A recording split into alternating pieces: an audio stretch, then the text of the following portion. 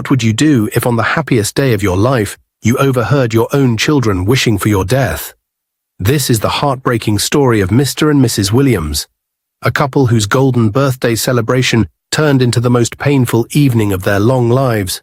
Golden lights twinkled across the wide garden of the Williams family mansion in Lagos. Today was no ordinary celebration. Mr. Williams, a strong yet gentle man, had just turned 90 years old, and his beloved wife, Clara, was 85. After 60 years of marriage, they were still each other's best friend. Their lives told a story of hard work, wisdom, and blessings. They were known across the city as one of the most generous and wealthy couples, people who helped strangers and gave to the poor without counting the cost. Friends, business partners, church elders, and neighbors had all come to celebrate them. Rows of white tables glittered with crystal glasses. Musicians played soft jazz, and the air smelled of roasted chicken and freshly baked bread. At the center of the grand hall stood a towering white cake, 5 layers tall and wrapped with real red roses. "Tonight we honor a rare love," the master of ceremonies said with a smile. "A love that has lasted through storms and sunshine." The guests clapped and cheered. Clara squeezed her husband's hand. "Can you believe it, Emmanuel?" 90 years, she whispered. He smiled back, his wrinkled eyes shining. "And every one of them sweeter with you." Yet beneath their smiles, both of them kept glancing around the hall. They were looking for 2 people who mattered more than anyone else. Their only son, Michael, and their only daughter, Deborah. "Where could they be?" Clara asked quietly. "They promised they would not be late." "They will come," Emmanuel said, trying to sound sure, but a small knot of worry tightened in his chest. The guests began to chant for the cake to be cut. "Birthday cake! Birthday cake!" The band played a cheerful tune, but the couple still could not find their children. "Let's take a little walk," Emmanuel suggested. "Perhaps they are in the garden." Clara nodded. Hand in hand, the old couple slipped through the side door, leaving the music and laughter behind. The night air was cool and sweet. Small fairy lights lined the garden paths, and the soft fragrance of lilies floated around them. They followed the sound of low voices coming from the far end of the garden. At first it sounded like an ordinary conversation. Then the words became clear. "Why are these old people still alive?" a man's voice said sharply. It was Michael. Clara stopped mid-step, her heart thudding. "I don't know," a woman's voice replied, carrying a note of anger. "Deborah, it's like they refuse to die." "I'm tired of waiting." Emmanuel felt his stomach turn. He held Clara's hand tighter. "Exactly," Michael said, his voice hard. "All that wealth is just sitting there. We should be running the company by now. But no, they keep spending it as if they will live forever." "They should just go and meet their ancestors," Deborah added bitterly. "I want my share of the houses and the businesses." "Why keep us waiting? These people are so wicked. I hate them for it." Clara's knees weakened. She pressed a hand to her mouth to stop a gasp. The children she had carried in her womb, the ones she had nursed through sickness and prayed for every night, wishing her dead. Emmanuel's chest tightened like a fist. Memories rushed through his mind, the nights he worked late to pay their school fees, the trips he cancelled so he could watch their school plays, the tears he wiped away when they were little. And this was what they had become. "I can't wait for the day they finally die," Michael said coldly. "Then everything will be ours." "Yes," Deborah replied, her voice a whisper of ice. "The sooner the better." The words cut deeper than any knife. Emmanuel felt a hot sting behind his eyes. He had faced business rivals and storms of life, but nothing had ever hurt like this. Clara trembled. Tears blurred her sight. She leaned against her husband, her heart breaking. They stood hidden behind the hedge, too shocked to move, listening as their children continued to speak of their deaths, as though discussing the weather. Emmanuel took a slow breath, his mind spinning. Should they step out and confront them? Should they remain silent? Every sentence from their children sank like a heavy stone in his soul. He reached for Clara's trembling hand. "Let's go back inside," he whispered, his voice tight with pain. Clara could barely nod. Together they turned away from the cruel voices and walked slowly toward the lights of the house. The laughter and music of their guests drifted toward them, but it no longer sounded like music. It felt like a distant echo from another world. Their golden birthday night had just been pierced by the darkest truth. The music grew louder as Mr. and Mrs. Williams stepped back into the grand hall, but the joy that had once warmed their hearts felt like it belonged to someone else. People clapped when they saw the couple return, unaware of the storm inside them. "Here they are," the master of ceremonies cheered. "Now we can cut the cake." Clara forced a smile. Emmanuel nodded politely, his arm steadying her trembling body. They held the knife together and everyone sang, "Happy birthday to you." The hall glowed with camera flashes, but to the old couple the lights felt harsh and cold. When they tasted the cake, the sweetness turned to dust in their mouths. After the last guest left and the big house fell quiet, the couple sat side by side in their private sitting room. The chandeliers above them shone like 1,000 tiny stars, yet their hearts felt heavy and dark. Clara broke the silence first. "Emmanuel, did you hear everything?" Her voice cracked. He closed his eyes and nodded slowly. "Our own children," she whispered, tears spilling down her cheeks. "The ones we prayed for. The ones we worked for. Wishing us dead." Emmanuel's face tightened. "I built this empire so that Michael and Deborah would never struggle. I thought love and sacrifice would teach them gratitude." His voice shook. "But what have we raised?" Clara wiped her eyes with a lace handkerchief. "Where did we go wrong?" Emmanuel took her hand. "We did not fail, Clara. We gave them love. We gave them everything. What they choose to become is not our sin." Still, the wound cut deep. For hours they sat in silence. The next morning the sun shone bright over the big Williams house. Mr. Emmanuel and his wife Clara sat in the garden. They had not slept all night. The hurtful words they heard from their own children still stayed in their hearts. The small gate opened. Michael and Deborah walked in. They did not live in the mansion. They came from their own homes, smiling as if nothing was wrong.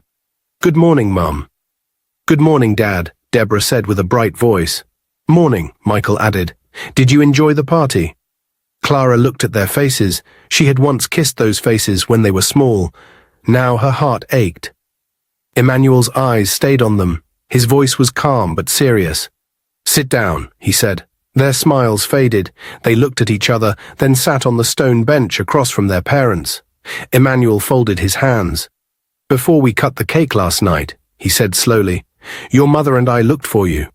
We could not find you anywhere." Michael cleared his throat. "Dad, we are sorry," he said quickly. "My wife suddenly got sick. We took her to the hospital. We left quietly so we would not disturb the party." Deborah nodded fast. "Yes, Mum. We stayed outside until the doctor called. We did not want people to worry." Clara held her handkerchief tight. "Is she better now?" she asked softly.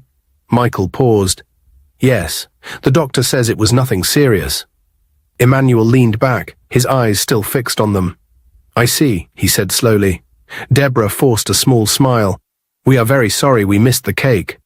I hope everything went well." "Yes," Clara said quietly. The cake was cut. The garden grew silent. Emmanuel spoke again, his voice low but firm. "There is more we must talk about," he said, "but first, let us eat breakfast." Clara stood up and walked toward the terrace. Her heart was heavy. Emmanuel followed her, both of them keeping the painful truth inside. A week later, Emmanuel died. The pain from what he heard on his birthday was too much for his old heart. Clara cried through the night. Family, friends, and neighbors came to comfort her. Instead of feeling sad, Michael and Deborah stood at a corner of the garden and spoke in low voices. Michael said, "One is gone. If that woman does not go on time, we will send her to join her husband." Deborah nodded. "Yes, we must get everything quickly." They did not know someone was near. The old couple's loyal maid, Abada, was behind the hedge with a tray of drinks. She stopped when she heard their words. Her hands shook. She could not believe what she had just heard. Abada stayed quiet, hidden in the shadow, her heart heavy with shock and fear. She listened again, hoping she had heard wrong. But Michael's voice came clear. "We must act fast," he said. "Mother cannot live long. The doctors already say she is weak. When she is gone, the company and the houses will all be ours." Deborah answered, "Yes. We will not wait another year. I will speak to the lawyer soon." Once she is gone, we take everything. Abada's heart pounded. These were the same children Madame Clara loved so much. They were speaking of their mother as if she was only a door to riches. She turned and hurried back toward the house, her steps light and quiet. In the kitchen, she put the tray down and covered her face with her hands. Tears filled her eyes. She had worked for this family for 20 years. She knew how Mr. and Mrs. Williams had struggled to raise Michael and Deborah. She had watched them give love, pay school fees, and help the children start their own lives. Now the father was gone, and the mother was still weeping, and the children were planning for her death. Abada wiped her eyes. She knew she had to stay close to Madame Clara. She would not let harm come to her. Later that evening, Clara sat alone in her room. Her quiet sobs filled the room. Abada entered softly and placed a cup of warm tea on the table. "Mama," she said gently, "please drink a little." Clara looked up, her eyes red. "Thank you, Abada. My heart is broken. I have lost my husband." I do not know how to go on. Abada wanted to tell her what she had heard, but she held back. She knew Clara was already weak with sorrow. Instead she said, "You are not alone, Mama. I am here with you." Clara nodded slowly and took the cup. Abada stayed by her side, praying silently for strength and for wisdom to protect her mistress from the danger that even now was hiding inside her own family. Michael and Deborah went to the family lawyer's office the next morning. They wore serious faces and spoke quickly. "Good morning, sir," Michael said. "We came to discuss our father's will. We want to know when we can take charge of the company and the houses." The lawyer looked at them with surprise. "I am sorry," he said slowly. "Your father left nothing for you. In his will, he gave all his wealth to an orphanage he founded many years ago." "What?" Deborah shouted. "That cannot be true." Michael stood up. "How dare he? We are his children." The lawyer kept his voice calm. "I am only telling you what is written and signed by your father himself. The orphanage will receive everything. I am sorry." Michael and Deborah stormed out of the office, their faces dark with anger. When they reached their mother's house, they did not greet her. They walked straight into the living room where Madame Clara sat. Michael shouted, "How could you let your foolish old husband do this to us?" Deborah added, "He left nothing for us. He is heartless." Madame Clara looked at them with wide, tired eyes. "Your father was buried only a few days ago," she said, "and this is what you have come to talk about?" Michael's voice rose. "Yes, because he gave all his money to strangers and left us with nothing." Clara's eyes filled with tears. "You both are wicked," she said. "Your father loved you. He worked for you, and now, instead of mourning him, you only want his property." Deborah shouted, "He should have thought about his own children first." Clara's voice shook. "Your father's heart was big.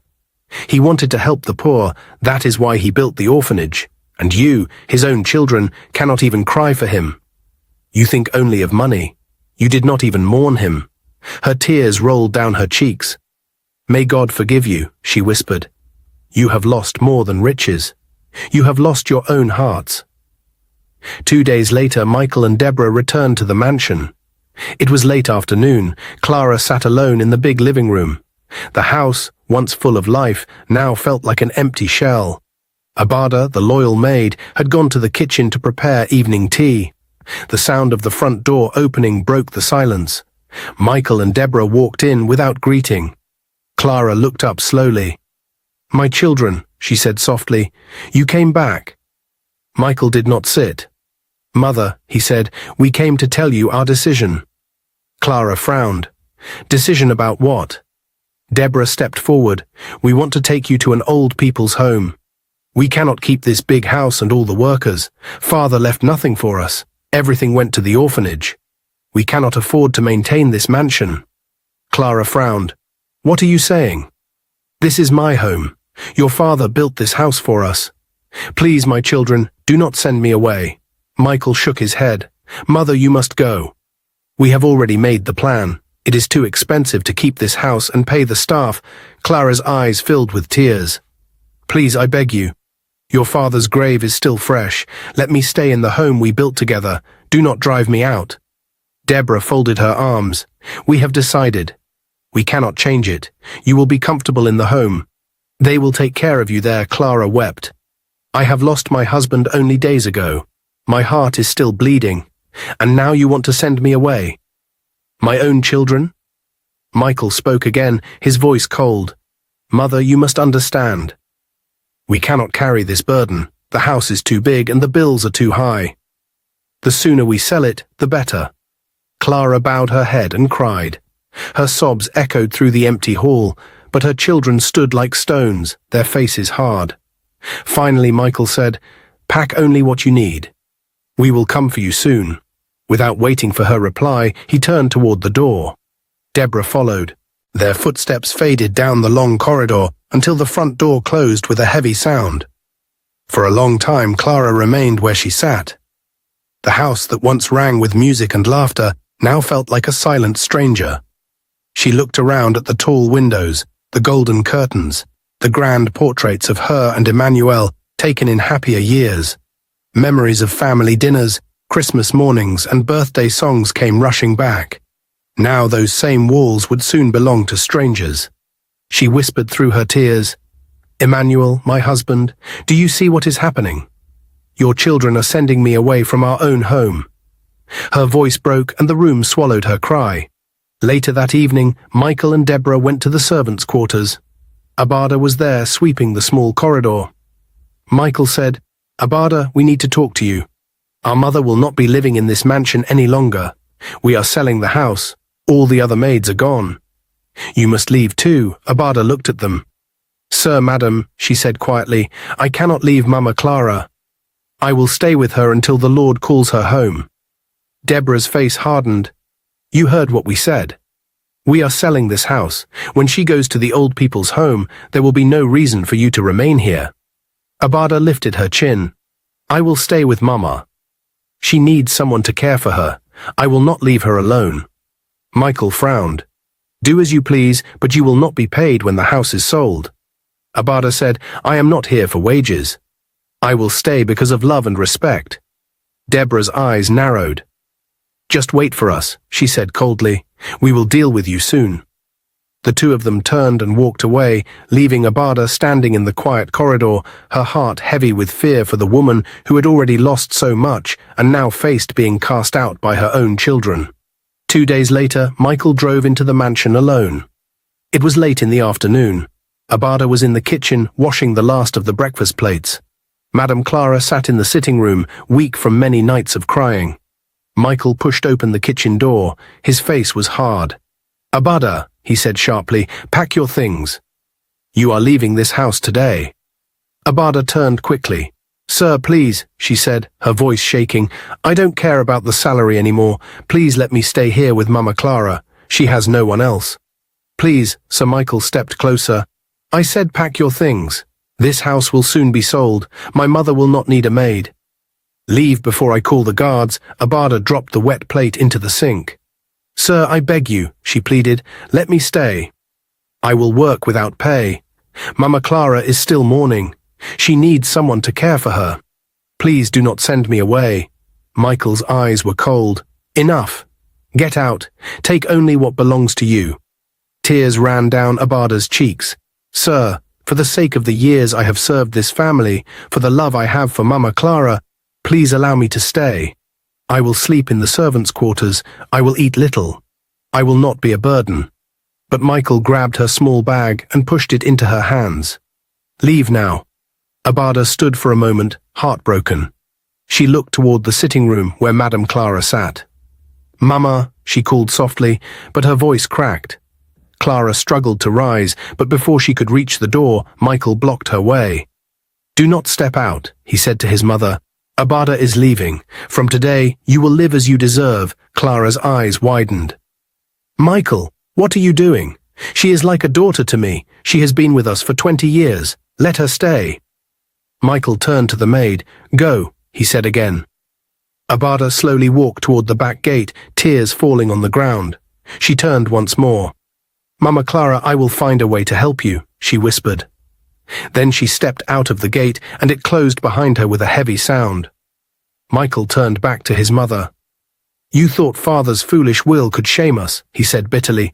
You supported him when he gave all the wealth to orphans. Now you will suffer for it. Clara shook her head, tears running down her face. "Michael, your father wanted to help the poor. That was his wish. Do not let greed destroy you." Michael's face grew darker. "Greed? He robbed us of what belongs to us, and you let him. From now on you will live like the poor you love so much." He grabbed her arm and led her down the long hallway to a small, unused room at the far end of the house. "Michael, stop this madness," Clara cried. "I am your mother." But Michael opened the door, pushed her inside, and locked it from the outside. "You will stay here," he said through the door. "You will suffer until you agree to help us get father's money back. If you die here, so be it." His footsteps echoed away down the corridor. Inside the small room, Clara sank to the floor. The room was bare except for an old chair and a narrow bed. Clara pressed her palms together and whispered through her tears, "Lord, give me strength. Protect my children from their own hearts. And keep Abada safe, wherever she is." Outside the gate, Abada stood, shaking with fear and sorrow. She wiped her tears and looked back at the tall mansion. She knew Mama Clara was in danger. She also knew she could not stay away for long. Abada whispered to herself, "I will not abandon her. Somehow I will return." 2 days later, Abada came back to the mansion. The sun was just rising and the streets were quiet. She walked quickly, her heart full of worry for Madame Clara. When she reached the big gate, she stopped in surprise. A new security man stood there, someone she had never seen before. "Good morning," Abada said. "I am here to see Madame Clara." The man shook his head. "Madame does not live here anymore." Abada's heart skipped. "What do you mean?" "This is her home." "The house was sold," the guard replied. "Her son came and took her away 2 days ago." "That is all I know." Abada stepped closer. "Please, do you know where he took her? Which house? Which address?" The guard sighed. "I am new here. I don't know anything more. The family left, and the house now belongs to someone else." Abada felt a heavy pain in her chest. She took out her phone and dialed Mama Clara's number. The call rang once and then cut off. She tried again and again. Each time the same message came, "Number not reachable." Abada stood by the gate, her eyes wet. She lifted her face to the sky and whispered a prayer. "Lord, please protect Mama Clara. I don't know where they have taken her. I can't reach her. Please keep her safe. Do not let harm come to her." Meanwhile, in Michael's house, Madame Clara was still locked in an empty room. The walls were bare. There was only a small wooden chair and a thin mat on the floor. She had been there for days with little food and only a small bottle of water. Michael came to the door and opened it. He looked at his mother and said, "Until you tell the lawyer to change father's will, you will stay here. Tell him to give the money and the houses to us." Clara shook her head. "My son, that is impossible. I have no power to change the will. Your father made his choice and signed it. I cannot undo it." Michael frowned. "Then you must suffer." "Please, Michael," she begged. "I am your mother.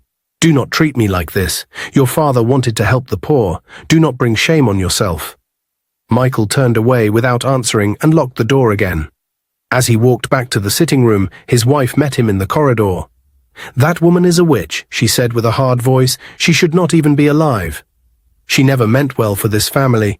How can she be so heartless, giving everything to orphans and leaving you with nothing?" Michael's eyes were dark with anger. "Don't worry. By the time Deborah and I finish with her, she will regret ever giving birth to us." His wife nodded. "Good. She must learn her lesson," Michael said. "She will suffer until she agrees to help us.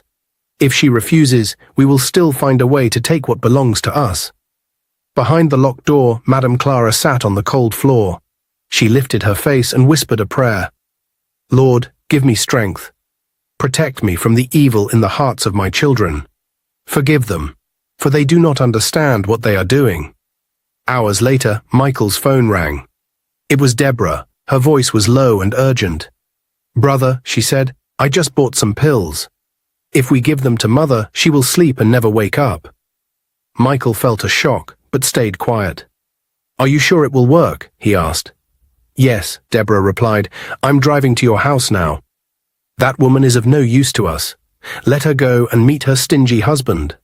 The call ended. Not long after, Michael's phone rang again, this time from an unknown number. A man's voice spoke quickly. "Are you the brother of Deborah Williams?"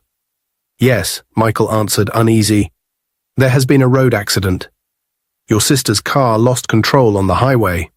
I'm sorry. She did not survive." Michael froze. The phone almost slipped from his hand. "No.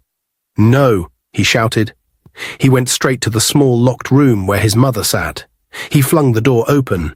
"You witch," Michael shouted. "You have unalived my only sister."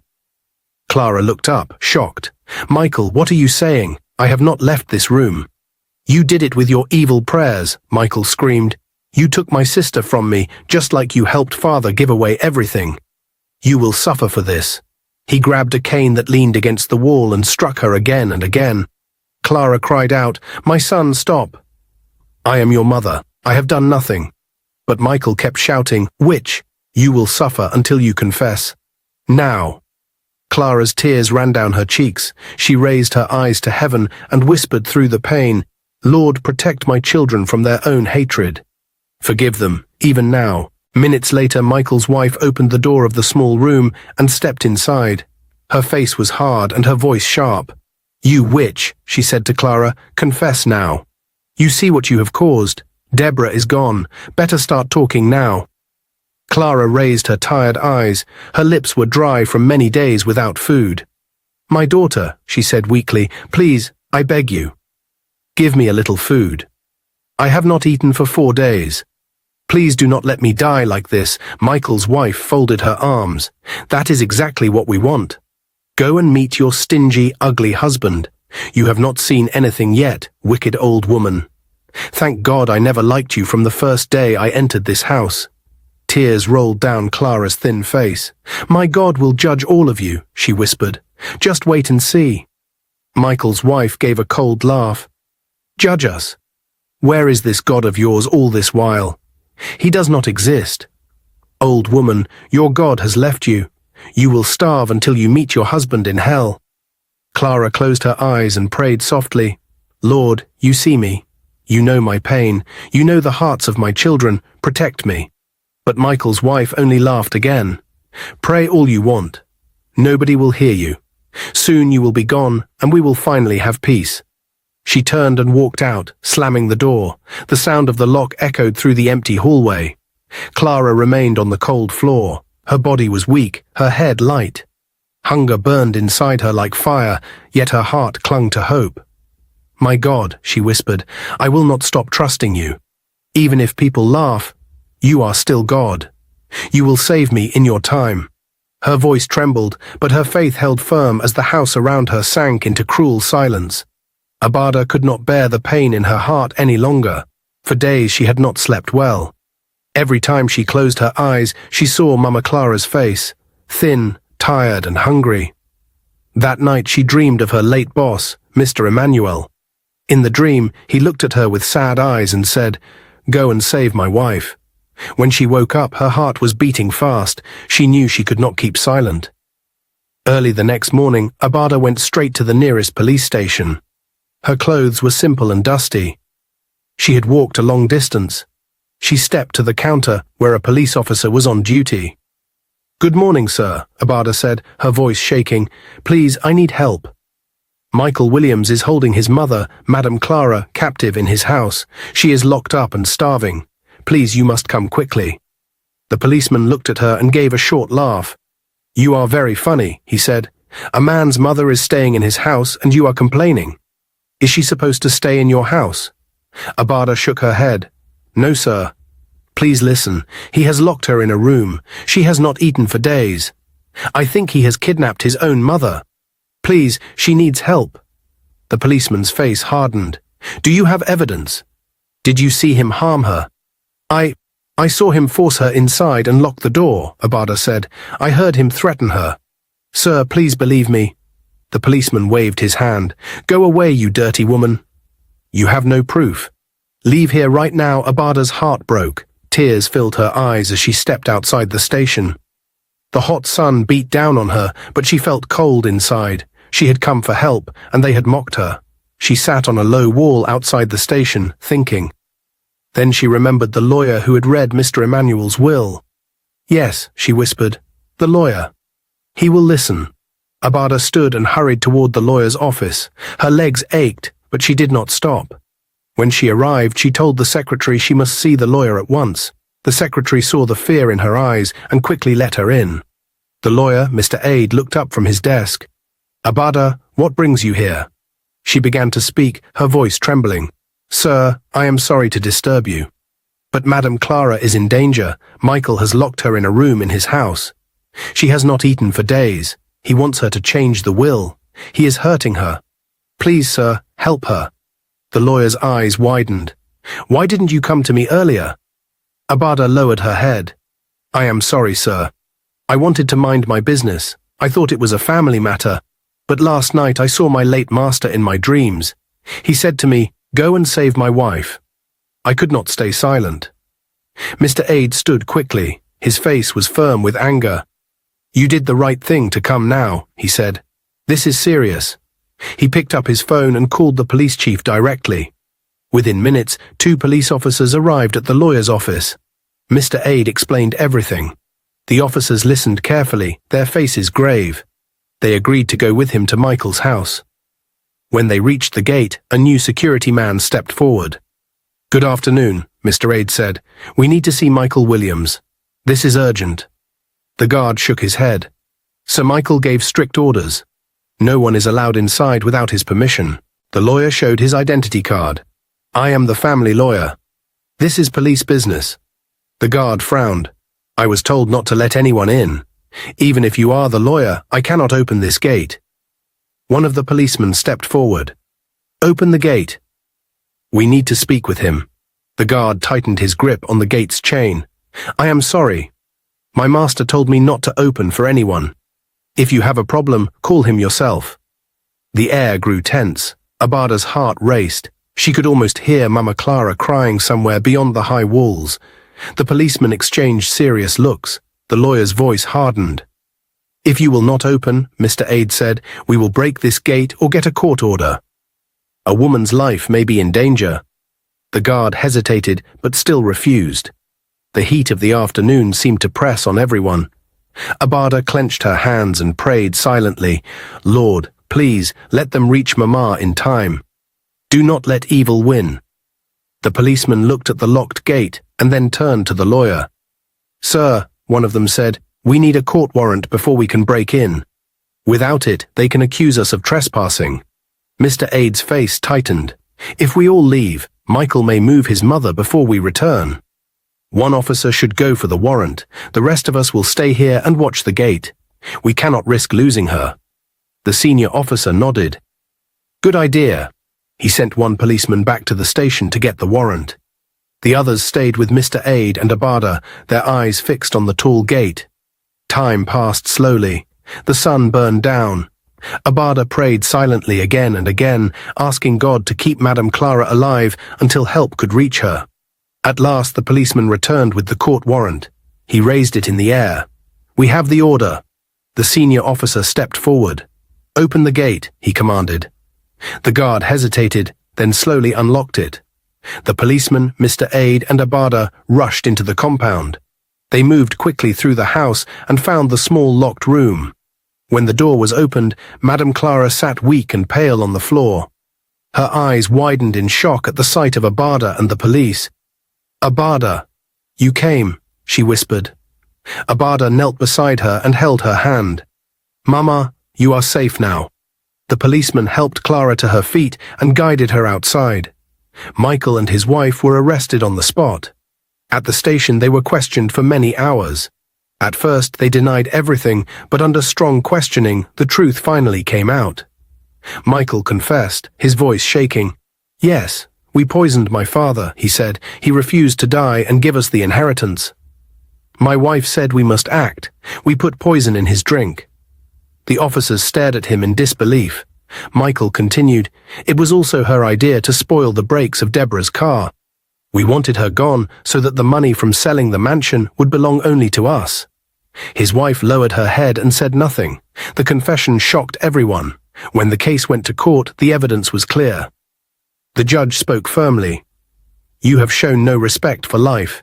You took the life of your own sister and father and tried to take the life of your mother for the love of money. This court sentences you both to 100 years in prison." The courtroom was silent. Michael and his wife were led away in handcuffs. They would spend the rest of their lives behind bars. Outside the court, Madame Clara held Abada's hand. "My child," she said softly, "God used you to save me." "May he bless you forever," Abada smiled through her tears. "All glory belongs to God, Mama. He heard our prayers and brought the truth to light." Madame Clara looked up to the sky and whispered, "Lord, thank you for justice. Thank you for sending help when I had no one." And for the first time since her husband's death, she felt the weight on her heart begin to lift. Weeks later, when the noise of the court case had finally settled, Madame Clara began to rebuild her life. The pain of losing her husband and her daughter would never fully leave her, but she chose to live with gratitude rather than bitterness. One bright morning, she asked Abada to sit with her in the same garden where the sad story had begun. The flowers were in bloom, and the air was fresh after a light rain. "My child," Madame Clara said gently, "I have been thinking about everything you have done for me. When even my own children turned against me, you refused to walk away. You risked your life to save mine. I can never repay you." Abada lowered her head. "Mama, I only did what was right. I could not leave you when you were in danger. I do not need any reward." Clara smiled and touched her hand. "That is why you deserve it even more. Your heart is pure. Emmanuel and I always wanted to build something that would bless people. Now I will continue that dream with you." The next week, Clara invited the family lawyer and signed new papers. She transferred one of the family's smaller houses, a comfortable, well-furnished home in a quiet part of the city, into Abada's name. She also gave her a generous sum of money to start any business she wished and promised to support her studies if she wanted to return to school. Abada's eyes filled with tears. "Mama, this is too much. I never expected anything." Clara held her close. "This is not payment. It is my way of saying thank you. You showed me what true family means. Blood is not only by birth, it is by love." Abada stayed with Mama Clara till her last day. They shared meals, prayed together, and worked side by side to support the orphanage Emmanuel had loved. Many people in the city spoke about their story. They learned that kindness can come from unexpected places and that love is stronger than greed. Madame Clara often said, "When my own children chose darkness, God sent me a daughter in Abada." True family is not just who gives you life, it is who stands with you when life is hardest. Dear viewers, what lesson did you learn from this story? Share your thoughts in the comments below. If you enjoyed this video, don't forget to like, share, and subscribe to our channel. Also, turn on the notification bell so you'll be the first to know whenever we upload new videos. Thank you for watching and stay blessed.